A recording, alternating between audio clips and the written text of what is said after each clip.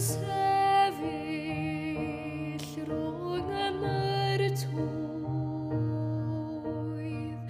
gwrdd yr eich teilwng o'm holl bryd, o ran yr wy'n adnabod, dy fod ewch law gwrth yr ychar byd.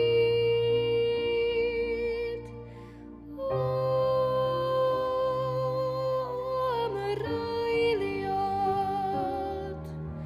y caf dy weled fel yr oed.